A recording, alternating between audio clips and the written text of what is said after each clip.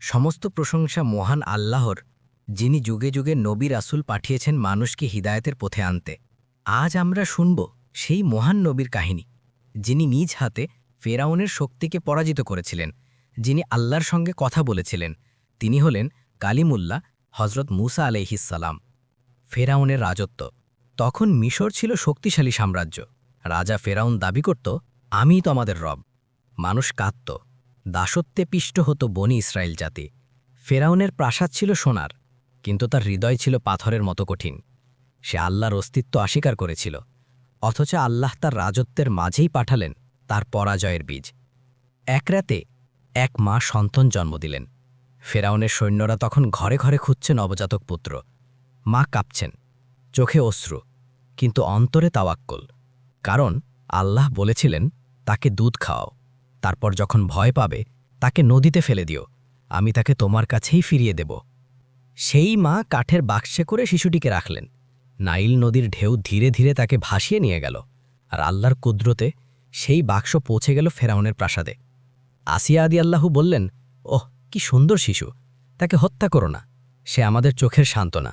এভাবেই মৃত্যুর আদেশের মাঝেই জন্ম নিল জীবন। ফেরাউনের প্রাসাদেই বড় হচ্ছেন ভবিষ্যতের নবী মুসা আলাইহিসসালাম। যৌবনে পৌঁছে মুসা দেখলেন এক ফেরাউনের সৈন্য এক ইসরায়েলিকে মারছে। তিনি সাহায্য করতে এগিয়ে গেলেন। এক ঘষিতে লোকটি মারা গেল। এটি ছিল অনিচ্ছাকৃত, কিন্তু খবর ছড়িয়ে পড়ল যে মুসা একজন মানুষ হত্যা করেছে। মুসা ভীত হলে পড়লেন, আল্লাহর দিকে ফিরে বললেন, হে আমার রব, আমি নিজের উপর অন্যায় করেছি, তুমি আমাকে ক্ষমা করো। আল্লাহ তাকে ক্ষমা করলেন, কিন্তু এখন তাকে পালাতে হবে। তিনি মরুভূমির পথে রওনা হলেন, একা, ক্ষুধার্ত, কিন্তু বিশ্বাসে দৃঢ়।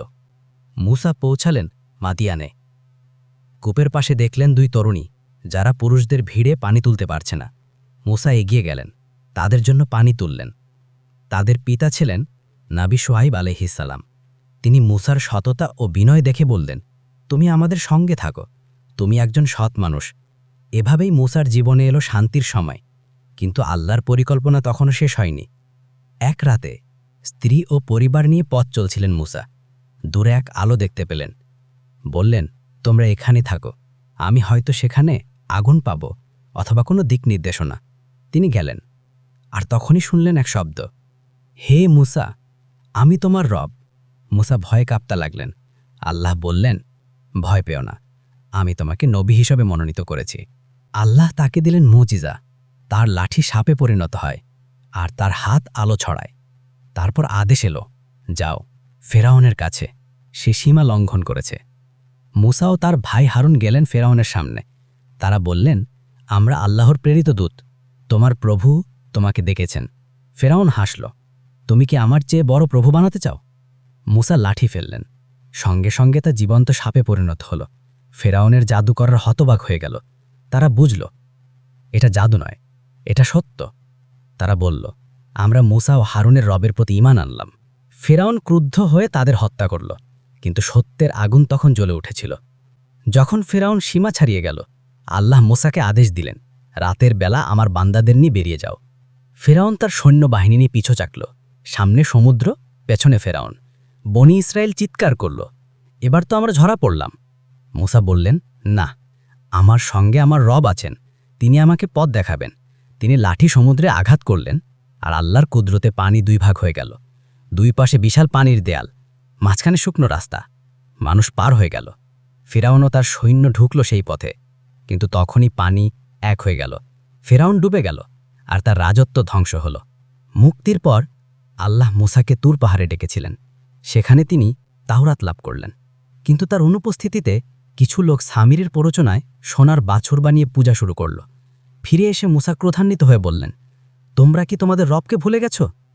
এই ঘটনায় প্রমাণ করল যে আল্লাহর পথে চলা সবসময় সহজ নয়, কিন্তু সত্যের জন্য ধৈর্য ও তাওয়াক্কুল জরুরি। জীবনের শেষ প্রান্তে মুসা ছিলেন শান্ত, নির্জন স্থানে। তিনি দোয়া করলেন, হে আল্লাহ, আমাকে তোমার পবিত্র ভূমির কাছেই মৃত্যু দাও। চুপচাপ, সূর্যাস্তের মতো এই দুনিয়া ছেড়ে চলে গেলেন তিনি। তার মুখে শান্তির ছাপ, হৃদয়ে আল্লাহর নূর।